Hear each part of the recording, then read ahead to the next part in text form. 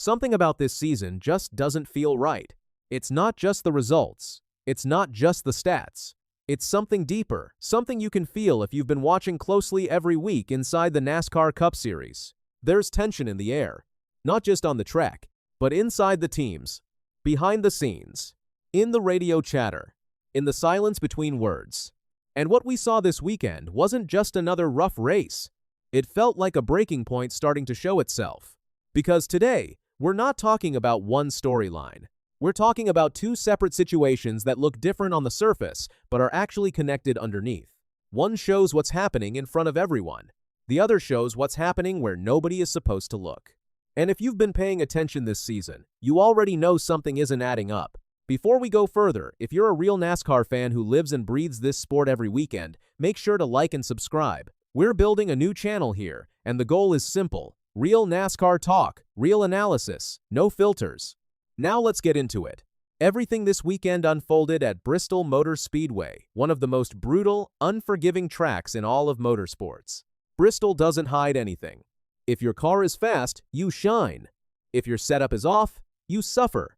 And if your team is struggling internally, Bristol exposes it instantly. And that's exactly what happened. For Kyle Busch, this wasn't just another bad day. This was another chapter in a season that's becoming harder and harder to explain. Coming into the weekend, Busch was already deep in the point standings, still searching for his first win in a very long stretch that now exceeds 100 races without a victory.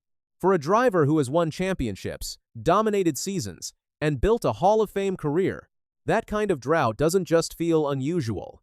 It feels uncomfortable. And at Bristol, things didn't get better. From the moment the race began, Busch was stuck in traffic. No clean air, no momentum, no rhythm, just a car that never seemed to come alive. Lap after lap, he fought to find grip, balance, and speed, but nothing stuck. Every adjustment seemed like a temporary fix at best. Then came the moment that shifted everything. Mid-race contact sent the number 8 car around in traffic. Another setback in a season already full of them. But what made this moment different wasn't just the spin. It was what came after it. Radio silence. No reaction. No frustration. No communication from Busch at all. And in a sport where communication is everything, that silence immediately stood out. Because silence can mean a lot of things in racing. Sometimes it means focus. Sometimes it means anger. But sometimes it means something else entirely. Something like exhaustion. Inside the team, things were already boiling over. On the spotter stand, there were attempts to calm things down, to keep perspective, to remind everyone that the race wasn't over. But even those messages carried tension, because when a team starts talking about staying together, it usually means they're starting to feel like they're coming apart. And then the radio chatter from the crew chief made that even more obvious. Adjustments had been tried all day, tightening the car, loosening it, chasing balance from one end of the setup to the other. But nothing was solving the core issue. The car wouldn't respond, and frustration started to spill over. You could hear it in the tone. You could hear it in the urgency. Questions started coming faster. Why won't it turn? Why is it doing the same thing every run? What is actually wrong? And when answers didn't come fast enough, that frustration turned into something heavier. Not just confusion, but doubt. Doubt in the setup. Doubt in the direction. Doubt in the communication. And then came one of the most telling moments of the entire race. Under caution, the effort was made to reset the team mentally, to bring everyone back together, to remind them they were still in this, still fighting, still competing. But instead of energy or response, there was silence. And then one sentence from the crew chief that cut straight through everything. It's the same thing every week. That line wasn't just frustration. It wasn't just emotion in the moment. It was something deeper. It was fatigue. It was repetition.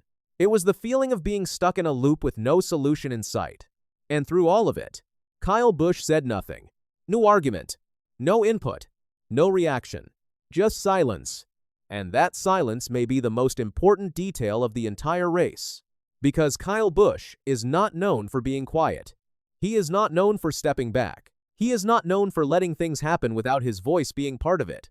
So when he goes completely silent in a moment like that, it tells you something is off. Something beyond just setup. Something beyond just performance. Something internal. Busch would go on to finish the race multiple laps down, outside the top positions once again, adding another difficult result to a season that's already falling far below expectations. But at this point, it's no longer about one race. It's about the pattern. No wins, no top-tier runs, no consistent speed, and no clear momentum heading in the right direction. And that brings us to the bigger picture. Because what we saw at Bristol didn't just reveal a bad day. It exposed cracks inside the number 8 program at Richard Childress Racing. A crew chief searching for answers that aren't coming. A team trying adjustment after adjustment without success. A driver who has stopped responding in the middle of chaos. And that combination is dangerous. Because when communication breaks down inside a team, performance usually follows. Now zoom out even further. Busch is under contract through the end of 2026. But contracts don't stop questions from forming. And the question now is simple. If things continue like this, why would either side continue long-term? Busch didn't leave Joe Gibbs Racing to run mid-pack. He left to win, to compete, to stay at the front. And right now, none of that is happening consistently. In the garage area, people notice these things. They always do. Because drivers of Busch's level don't stay quiet for long. And they don't stay stuck in underperforming situations forever either. That's why moments like Bristol matter more than just one weekend. They become signals. Signals that something needs to change. Fast. Looking ahead, the pressure is only going to build from here. The next few races aren't just about finishing position anymore. They're about survival. They're about communication. They're about whether this team can find anything that works before the season completely slips away. Because if nothing changes soon, then this isn't just a bad season anymore. This becomes something much bigger. A turning point. Maybe even a breaking point. And that's the part nobody wants to say out loud. Because Kyle Busch is a champion. A proven winner.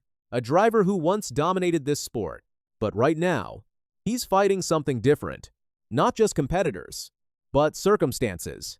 And as fans, we're watching it unfold in real time. So now the question becomes, is this the moment they finally turn it around? Or the beginning of the end of this entire partnership? Either way, the next few races are going to tell us everything.